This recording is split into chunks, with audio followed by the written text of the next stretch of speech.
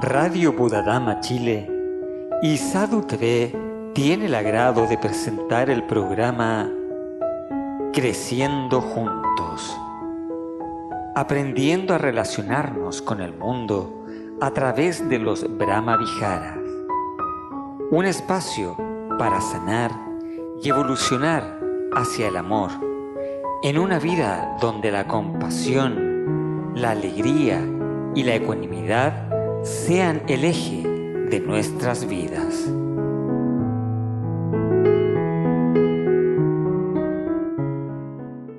Muy buen día. ¿Cómo están todos ustedes? Espero que todos muy bien, disfrutando de un día domingo pacífico y tranquilo. El día de hoy, como de costumbre, vamos a seguir hablando sobre este aspecto tan evolutivo y tan humano que es el amor. Por eso el título del programa, el Creciendo Juntos, es compartir estas herramientas que nos permita ir evolucionando en este tránsito temporal llamado existencia. Pues lo que hemos estado conversando las semanas pasadas ha sido toda una continuidad para poder hacernos entender que lo que nosotros llamamos amor puede que no sea necesariamente amor lo que sentimos, sino que un cúmulo de emociones y sensaciones agradables. Porque lo hemos dicho anteriormente, ningún ser humano puede sufrir por amor. Por lo tanto, la pregunta que hay que hacerse es, si he sufrido por amor, ¿he amado? ¿O simplemente el sufrimiento por amor es por el apego a las sensaciones agradables, estas sensaciones placenteras que al no estar presentes, se genera entonces un impacto, dado a que nos volvemos adictos a la necesidad de sentirnos de tal o cual forma? Dicho de otra manera, nadie puede sufrir por amor. Para poder entender mejor esto, debemos entender que vivimos en un mundo donde no solamente la mente está exaltada, sino que los sentidos se encuentran exaltados. Vivimos muchas veces desde los instintos, los aspectos más primitivos incluso de nuestra mente. Los estados de serenidad se caracterizan por el descanso de los instintos.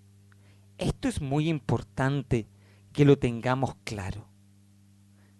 La serenidad, la armonía y la paz interior no solamente es el parar este flujo incansante del pensamiento continuo, sino por el descanso de los instintos, dado que no existe en ello ningún estímulo externo o interno que amenace o favorezca los mandatos instintivos.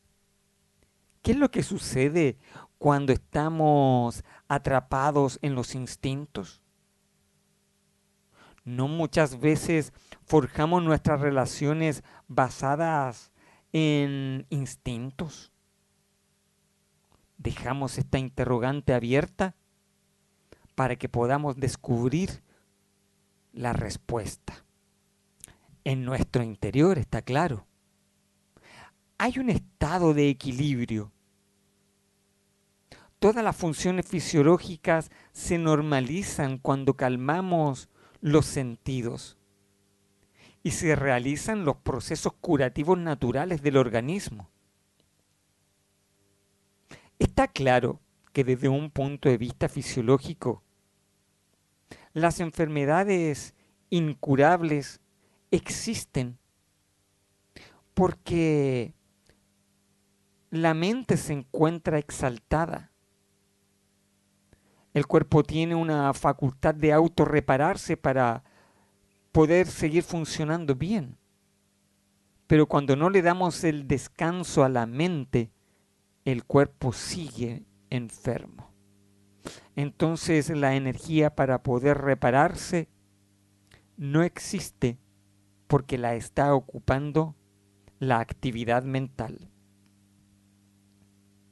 Pero cuando estamos en un estado de equilibrio, se experimenta calma, el corazón está en paz, el insomnio desaparece, las funciones corporales que se ejecutan en automático se normalizan y se desarrollan en armonía. El carácter obviamente acompaña a este estado interior.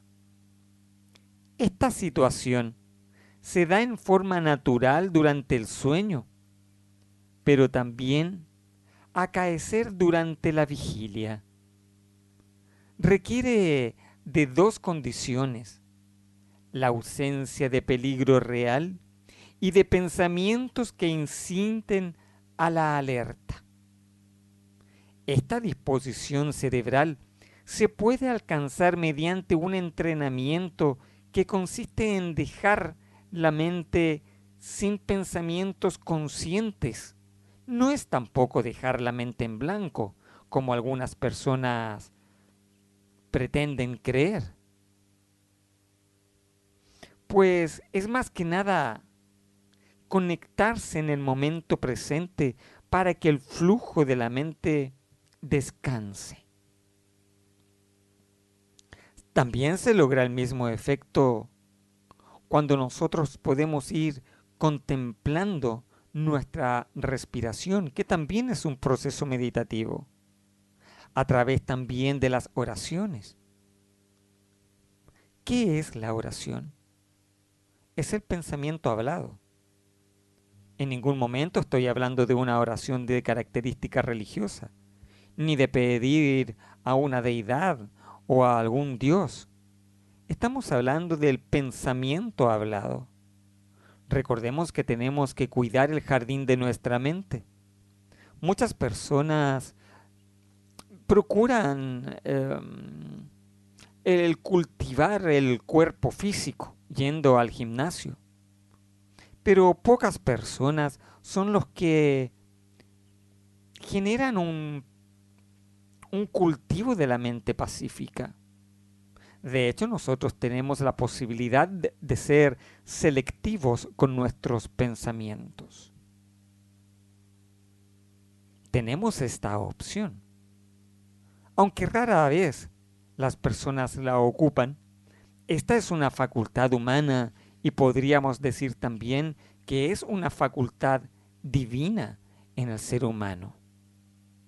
Puesto que de esta manera vamos acabando con el círculo vicioso entre los pensamientos de posibilidades nefastas y la respuesta de alerta emitida por el cerebro emocional tras la percepción de estos pensamientos. No se llega a la serenidad trabajando menos, porque puedes tener momentos de inactividad física, pero la actividad mental continúa. Por eso la importancia de la meditación. Pues la serenidad tampoco se resuelve con psicoterapias o técnicas corporales. Primero porque la mente se entrena. Hay que disciplinarla.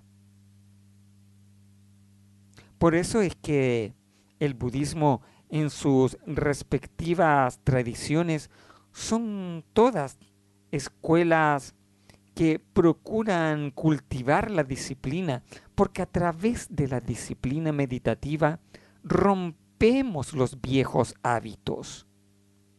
Para romper un hábito de pensamiento y de sentimiento destructivo, necesitamos romper hábitos. Por eso la importancia de pertenecer a una comunidad, de ejercer nuestra presencia semanal en aquellos lugares en los cuales nosotros confluimos. Pertenecer también a un grupo de meditación donde puede estar constantemente haciéndome retiros de meditación. Estos retiros de meditación son verdaderamente una calma para los sentidos y para la mente que permite que podamos transformar nuestro mundo mental. De la misma manera, vamos ayudándonos a romper estos viejos hábitos. Romper los viejos hábitos necesitan de esta disciplina. La serenidad o la paz interior, ese estado de armonía, tan bello, hermoso. Es un estado particular que no depende de las acciones externas, ni tampoco de los sentimientos de otros. Pues bien, el verdadero amor surge desde este estado de paz, que no es un amor del tipo emocional. Cuando sufrimos, es porque nosotros estamos viviendo el amor desde la característica emocional, pero no desde la característica espiritual. Los grandes maestros espirituales y avatares, tanto budistas como no budistas, de otras filosofías o religiones, siempre han apelado a un tipo de amor de característica espiritual, no de característica emocional. Ese tipo de amor tenemos que trascenderlo. Si la serenidad dependiera de algo externo, como por ejemplo el dinero, la seguridad, el reconocimiento, la satisfacción sexual o de otra persona, ese sentimiento no sería serenidad. De hecho, puedes tener mucho dinero, seguridad de reconocimiento y satisfacción, pero no necesariamente tener una mente serena. Y lo que más necesitamos hoy en día es esta serenidad. En cierta manera, nosotros nos preguntamos, ¿tenemos nuestras necesidades cubiertas? Y cuando digo necesidades, son necesidades, no deseos. Las necesidades son las que nos permiten vivir íntegramente, tener un techo, tener alimento, tener abrigo para el invierno. Esos son necesidades. Por lo general, la gran mayoría de nosotros tenemos cubierto estas necesidades básicas. El resto son solo deseos neuróticos de la mente. No es trascendente. Está bien vivir bien, claro. Ojalá todos y todas las personas pudiesen vivir bien y lo más cómodo posible. Pero aún así, puedes tenerlo todo, pero sentir vacío en tu corazón. Y no estar con una mente serena y no necesariamente vivir una vida abundante de amor. La serenidad es independiente de los sucesos y de las personas. Depende de la comprensión de la vida y de su adaptación al lugar que ocupas en la cadena de la evolución. Básicamente, de tu tolerancia hacia las leyes naturales que gobiernan al mundo y de tu aceptación interior al riesgo de la misma vida. El amor es una condición divina. Los animales, como nuestras mascotas, sienten un fuerte apego por nosotros. Ellos segregan una gran cantidad de hormonas de la felicidad, pero son de característica biológica, comandado por su cerebro límbico. Al igual que nosotros compartimos esa característica. No obstante, el ser humano está dotado de algo superior, que es del amor, de ese amor incondicional, de ese amor transversal. El amor no distingue entre un sujeto y el otro. Cuando amamos a nuestros seres queridos, por ejemplo, a los hijos, a los padres, esposo, esposa, pero no amamos al prójimo, hay un vacío ahí. El amor no genera ningún tipo de distinción. Vendría siendo un equivalente como decir, puedo estar en paz con esta persona, pero no puedo estar en paz con esta otra persona. Entonces no estás en paz, porque la paz es un estado independiente de los sucesos.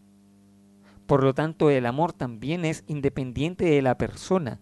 No podemos amar si verdaderamente no amamos en su totalidad. Este amor de característica espiritual, de la cual los maestros espirituales nos han estado hablando, no es del amor emocional, sino que es de un amor transversal, que surge de un estado de conciencia y no surge de un estado emocional. No obstante, está claro que nosotros vamos evolucionando y en la manera en que nos damos cuenta que el amor emocional no es necesariamente el verdadero amor, no significa que no tengamos que sentirlo. Forma parte también de nuestra evolución, claro está. Pero podemos dar un salto más allá incluso de este amor emocional que finalmente nos hace sufrir. El budismo se da cuenta de esto y también pretende erradicar la raíz del llamado amor emocional para poder trascenderlo hacia un amor más espiritual.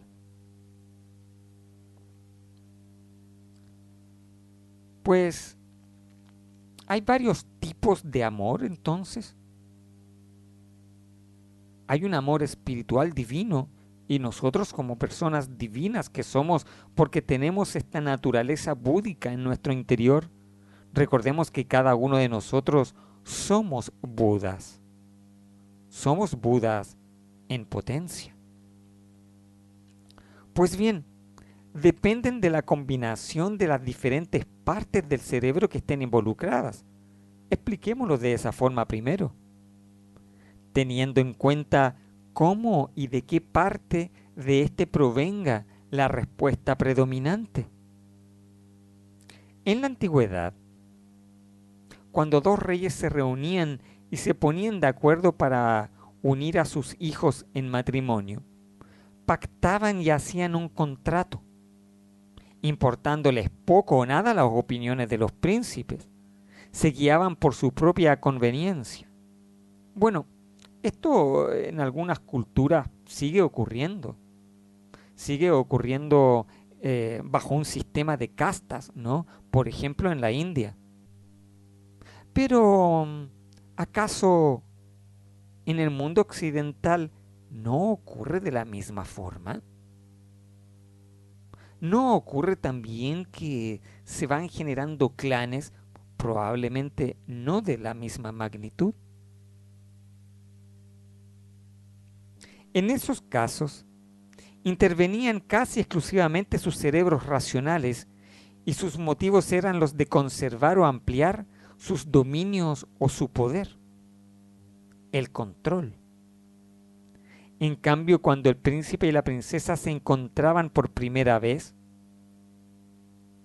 dejaban de interesarles las conveniencias antes mencionadas e intervenía el cerebro emocional casi exclusivamente.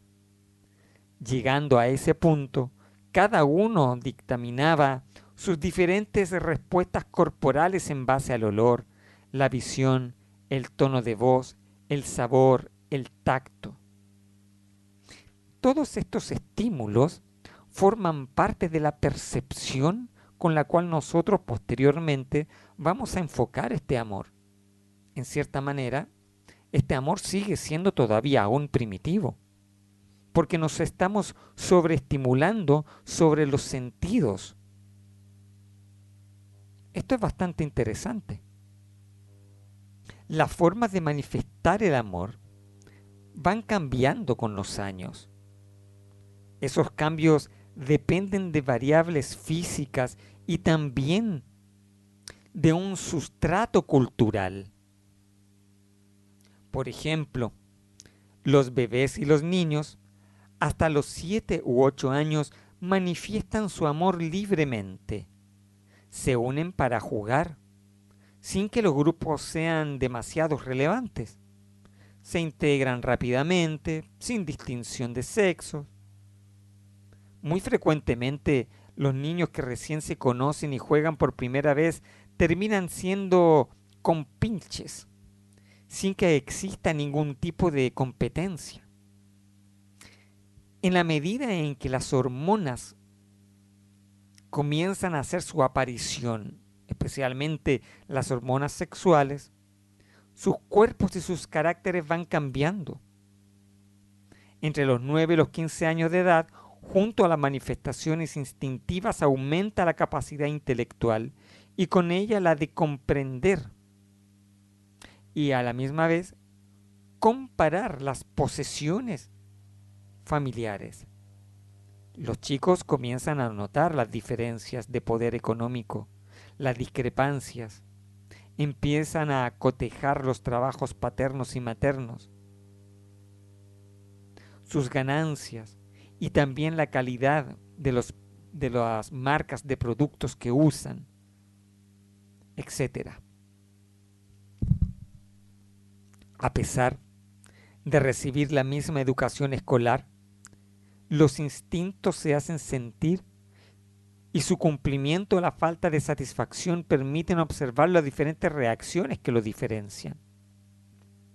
Quiero dejar de manifiesto finalmente que hasta aquí, hasta este punto, ese amor es básicamente instintivo y está basado en la sobreexploración de los sentidos. Por lo tanto, es una bomba de emociones. Ahora, yo invito a que hagamos un poco de memoria. ¿Te acuerdas cuando tenías, por ejemplo, entre 15 y 16 años? Probablemente en esa edad temprana puedes haber tenido tu primer amor. Y era una revolución de hormonas y de sensaciones y de emociones. Ya eso le llamábamos amor. Y posiblemente sufriste. Sufriste cuando terminó la relación. Tu primer amor. ¿A quién no se le va a olvidar ese primer amor? Es que posiblemente lloraste lágrimas de sangre junto a la almohada de tu cama por aquel abandono de aquella persona, porque se terminó aquella relación. Pues bien, uno lo mira con cierta ternura cuando observa ese pasado, pero no obstante, en ese entonces se generaba un apego a las sensaciones de placer. Por lo tanto, ese sufrimiento es más que nada por un apego a la sensación de placer que me generaba toda esta revolución hormonal que estaba viviendo en edad temprana. De hecho, de ahí en adelante, cuando va pasando los años y nos vamos relacionando con el prójimo, empezamos a notar que hay un cierto grado de madurez desde el punto de vista biológico. Las hormonas ya no afectan tanto porque la madurez tanto emocional como intelectual hace que nuestra propia biología no se exacerbe de la misma forma en la cual se hacía en las etapas tempranas de nuestra juventud. Por lo tanto, vamos empezando a utilizar por un lado la razón y empezamos a entender que ese estado de verdadero amor no es un estado meramente emocional, sino que obedece a un estado de paz interior, que es el fruto de la unión en común que tienes con esa otra persona. Eso es un vínculo saludable. Por lo tanto, el relacionarse con el otro no significa que tiene que revolucionar tus hormonas, porque eso simplemente es una manifestación biológica de característica emocional, sino que el vínculo con el otro debe ser un vínculo de paz. El estar con el otro debe proveerte esa paz que en cierta manera tú ya la estás manifestando desde mucho antes. Son dos conciencias que se unen por algo en común, un camino espiritual en conjunto.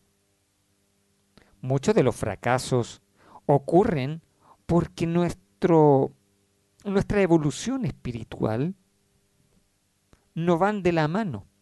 Si bien es cierto, la evolución espiritual es individual, lo compartimos con el prójimo, con el más cercano, cuando nuestra visión de la vida y nuestra visión espiritual es compartida. Lo más importante no es necesariamente el que esa persona me haga sentir aquellas maripositas, porque finalmente son sensaciones. Lo más importante es que puedas transitar en paz y en armonía junto a esa otra persona. Pero y a la misma vez que se pueda transitar hacia un amor que no sea solamente un amor dentro de cuatro murallas, porque el amor debe ir evolucionando hacia todos los seres. Primero, debes amarte a ti mismo para poder amar al prójimo. Cuando uno se encuentra en paz consigo mismo, puede amar al prójimo. Se nos hace difícil el poder amar al prójimo porque perdemos la capacidad de amarnos a nosotros mismos. Entonces, la basura mental que tenemos la empezamos a extrapolarizar hacia lo que nosotros percibimos del mundo. De ahí viene que las personas se transforman en nuestro propio espejo. Entonces, ¿cómo podemos resolver este problema? ¿Cómo puedo resolver este problema de no ver en el espejo, en este espejo, lo que yo no puedo ver en mí y que me está provocando las otras personas? A través de nuestra meditación. Hay cosas muy importantes que tenemos que tener en cuenta para poder estar en paz. Mantener una mente calma a través de la meditación. Educar nuestros pensamientos a través del diálogo, a través de la oración. Pero una oración transversal, no una oración religiosa necesariamente. tener un pensamiento selectivo, cómo yo selecciono mis pensamientos, cómo yo voy programando mi subconsciente, cómo voy rompiendo los malos hábitos de pensamiento. Esos malos hábitos de pensamiento son hábitos que los reproduce el subconsciente. A través de la misma oración yo puedo ir rompiendo estos malos hábitos. Y a través de esta oración yo puedo ir promoviendo palabras, oraciones que promuevan la paz y el amor. En cierta manera, en un principio puede formarse como un juego del tipo intelectual, ¿no? Pero el subconsciente es literal. El subconsciente no discierne si es verdadero o si no es verdadero. Va a tomar por hecho todo lo que tú piensas y todo lo que tú dices. Por lo tanto, el aprender a hablar o a orar y a pensar es verdaderamente regar el jardín de nuestra mente. Entonces yo puedo programarme a mí mismo a través de esta oración que implique el amor, la compasión, la alegría empática y la ecuanimidad. En el budismo permitimos estos 4 estados mentales, los que llamamos Brahma Vihara. Todo aquel pensamiento que no esté dotado de estos 4 estados sublimes debe ser erradicado a través del pensamiento selectivo. Por eso es que no basta necesariamente con la mera meditación, porque me puedo ir pisando los talones si no modifico la forma de pensar. Transformar el subconsciente es romper el viejo hábito y transformarlo por un hábito pacífico y amoroso basado en tu propia voluntad. Lo que sucede es que los hábitos no se producen de la noche a la mañana. Nosotros tenemos que ir promoviéndolos. De esa manera, nosotros vamos a ir evolucionando hacia un amor de característica más espiritual y menos emocional. Las emociones hay que trascenderlas. Si bien es cierto, somos seres emocionales. Más del 90% de nuestras decisiones son de características emocionales. Pero eso no es condenatorio. Vamos a sentir emociones toda nuestra vida. Pero si dejamos que las emociones nos gobiernen, claro que estamos en un problema. Por lo tanto, las emociones debemos trascenderlas a través de un estado pacífico de la mente, resultante de nuestra meditación diaria, y también de la transformación del pensamiento a través de nuestro propio lenguaje. Porque la palabra crea realidad. La palabra va a crear una realidad en nuestra mente y esa mente va a crear la realidad física. Si finalmente las palabras son cosas. La palabra no es simplemente una forma de comunicación. La palabra va creando la forma en la cual nosotros pensamos y percibimos la realidad. Y esta palabra va creando hábitos en el tiempo. Por eso es que lo peor que nosotros podemos hacer es dejar nuestra mente suelta en este piloto automático. Porque este piloto automático lo único que hace es provocarnos mayor desdicha. Porque en este piloto automático la mente se vuelve adicta al ensimismamiento y se transforma como en una bola de nieve.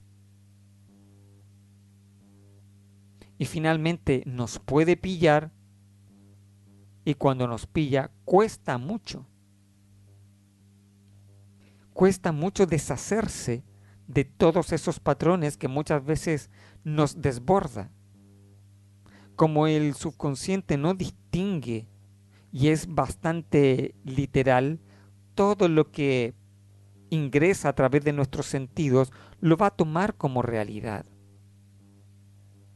Los sentidos son sumamente importantes porque en la manera en la cual nosotros nos desapasionamos de los sentidos, se generan impactos o impresiones mentales con una menor carga volitiva, cuyo resultante sea una menor respuesta emocional. Por lo tanto, cuando los sentidos están en calma, las emociones también se encuentran en calma. Entonces, cuando las emociones se encuentran en calma y me encuentro en esta paz interior, el amor puede surgir, pero no es el amor emocional, es un amor más del tipo espiritual. Es ahí donde nosotros nos sentimos plenos como personas. La plenitud se vive en este vacío del contenido mental. La plenitud no es el estar lleno de cosas. De hecho, el estar lleno de cosas, lleno de estímulos y lleno de pensamientos es parte de la desdicha. Cuando la mente se encuentra quieta, se produce un fenómeno distinto. Tenemos acá una persona que quiere hablar. Vamos a darle el espacio a Bárbara. Vamos a ver. Maestro, Sí, ¿cómo está Bárbara? gracias. Adelante. Bien, muchas gracias. Gracias por sus palabras. ¿Cómo no? Quería como agregar un comentario sobre lo que está mencionando, que es bastante interesante. Me gustaría como ejemplificarlo para ver si, para poder ordenar mi idea también. Es, por ejemplo, supongamos que yo tenga una compulsión, una obsesión. A ver, pongámosle que hacia la comida, ¿ya? Entonces que yo como en cualquier contexto, tengo como una fijación con respecto a sobrealimentar, ¿ya? Pero ocurre que a nivel conductual ya he podido como manejar ese tema, ¿ya? O sea, ya no voy, me levanto al refrigerador y como a destajo, sino que simplemente esa conducta ya la tengo reducida.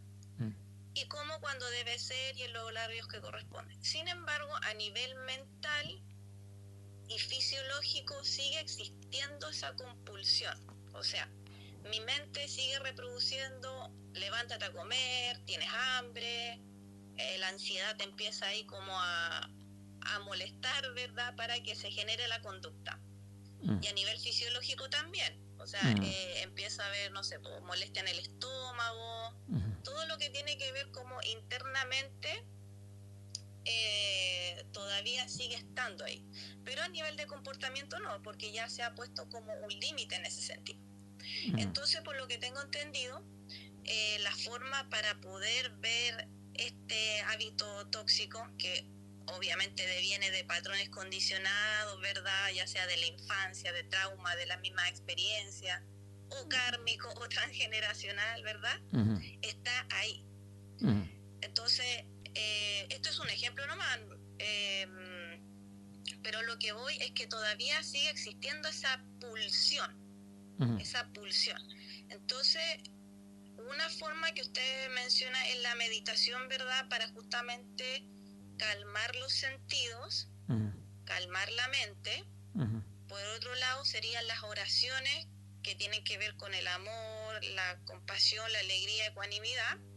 Sí. Y la otra parte, la palabra, y ahí es donde tengo la pregunta. Ahí la palabra es que cuando me venga esta pulsión, yo haga la reprogramación y puedo decir, no sé, como usted mencionó, que tiene que ser en forma positiva, Tendría que ser algo así como yo estoy satisfecha, yo estoy saciada, para poder contrarrestar este como diálogo mental y esta fisiología que se me activa. Muchas gracias, Bárbara, por vuestra intervención. Vamos a ir ayudando un poco a resolver este tema. Primero porque hay varias cosas que hay que ver. Em, Pueden haber factores psicológicos, por un lado, ¿ya? Pero también pueden haber otros factores entre medio. Em, Como por ejemplo el tipo de comida o el tipo de alimentación que también predispone a ciertos estados ansiosos, ¿ya? Hay ciertos alimentos que pueden ser muy sobreestimulantes, como el té, el café, eh, el azúcar, ¿cierto? La fructosa. Los azúcares son altamente adictivos, ¿ya? Como algunos alimentos que también son adictivos por el tipo, ¿cierto?, de estimulante que tiene, como la cafeína, etcétera, y todo eso, ¿ya? Y eso nos pone en una alerta. Por lo general, cuando tenemos esta ansiedad por la comida, ¿ya?, tenemos que revisar primero si es que yo me encuentro en ese estado de alerta. Porque muchas veces comemos no porque el cuerpo requiere el alimento, sino que comemos porque nos encontramos en un estado de ansiedad. Y ese estado de ansiedad puede ser porque a lo largo de nuestro día a día vamos promoviendo un estilo de vida de característica psicológica ansiosa, especialmente cuando nuestra mente se encuentra muy enfocada hacia lo que nos puede ocurrir o lo que va a ocurrir en el mañana, ¿no? Especialmente con las noticias que surgen en el mundo contemporáneo, ¿ya?, con tanta negatividad que hay, todas las personas están muy preocupadas por el mañana. Entonces eso genera un estado de ansiedad muy grande y hace que, por supuesto, nosotros tengamos que saciar esa ansiedad, y la forma más natural que existe para, entre comillas, saciar esa ansiedad es a través de la comida. Por lo tanto, el estrés forma parte fundamental, ¿ya?, de este condicionamiento, ¿ya? Por un lado, está este estrés, como también factores estresantes que puedan ser por el mismo alimento. Por lo tanto, no hay una sola respuesta a esta pregunta, ¿ya? Ahí lo que habría que hacer básicamente es ver en qué escenario psicológico yo me encuentro, como también nutricional, ¿ya? Yo también puedo estar provocándome a través de ciertos alimentos ese tipo de ansiedades. Ahora, desde el punto de vista de la reprogramación del subconsciente, es tan válido hacerlo en el momento en el cual se presenta esta ansiedad, ¿ya?, pero más válido es hacerlo constantemente, no necesariamente mientras estés en el estado ansioso.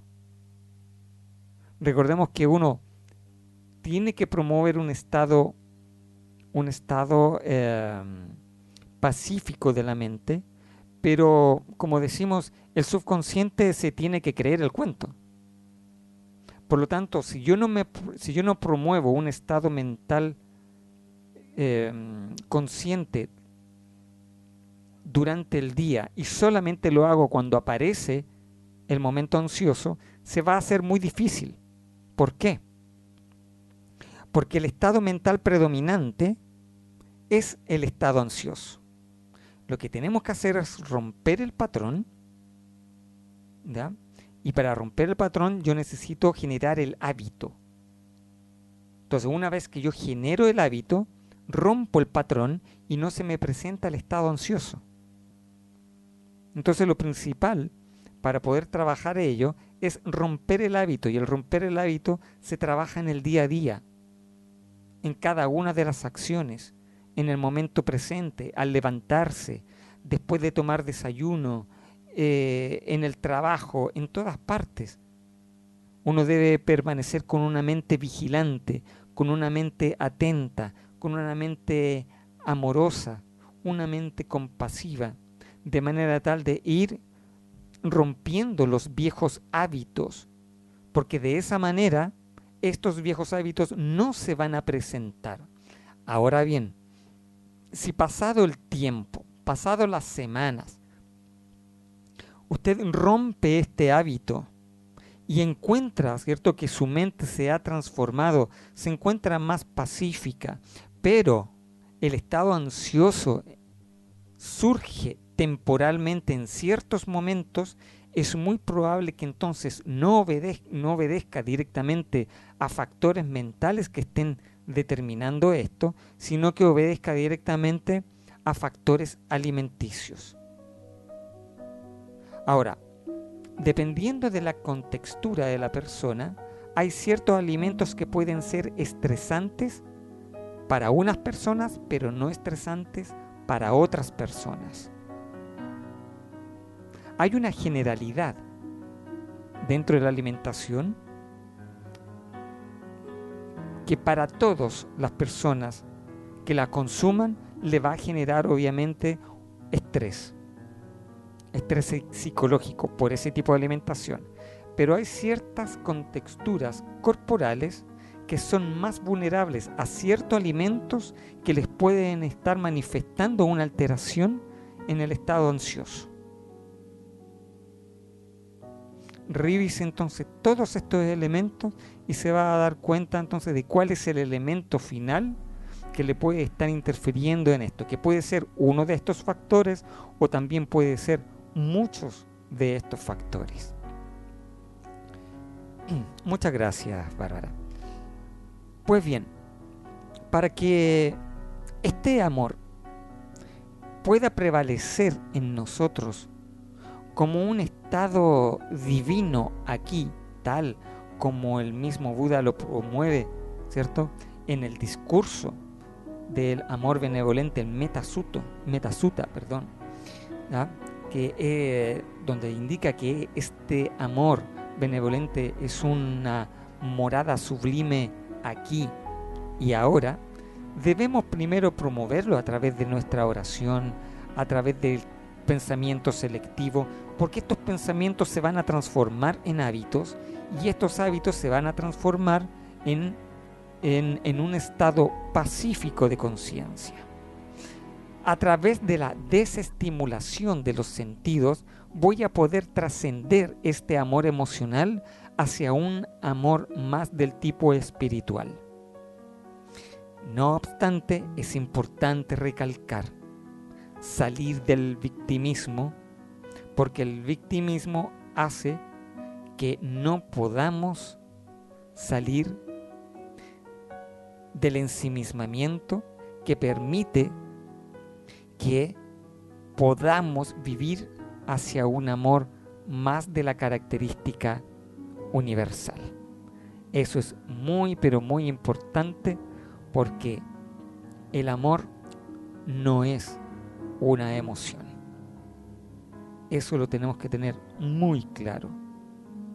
El amor es un estado sublime que surge en cada uno de nosotros de forma natural cuando la mente se encuentra pacífica. Tanto la felicidad como el amor son consecuencias de un estado pacífico. Por lo tanto, procure vuestra propia paz interior, el desapasionamiento de los sentidos, porque ahí está el problema. Ahí es donde surge todo tipo de conflicto. Y desde ahí, desde vuestra propia paz interior, encontrará la plenitud de la vida. Podrá ser feliz y dichoso de amor. Muchas gracias por estar ahí. Nos vamos a estar viendo la próxima semana ya en nuestro penúltimo capítulo de la primera temporada de Creciendo Juntos. Que tengas una linda semana colmada de bendiciones y nos vemos pronto.